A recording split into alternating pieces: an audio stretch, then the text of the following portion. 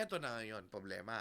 'Di ba? So, yung mga Spanish, alam nilang natatalo na sila sa maraming lugar. Sa Luzon. Sa Luzon. Oo. Kaso, problema, ayaw nilang sumuko sa atin. They don't want to Gusto surrender to nila. our brown faces. Bakit? Tayo ang malaya. Tayo ang nakagapi sa kanila. Kay racism eh. Ayan.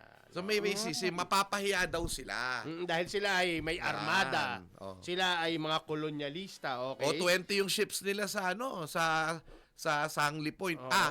Natalo na pala sila ng mga Amerikano. So, eto yung nangyari.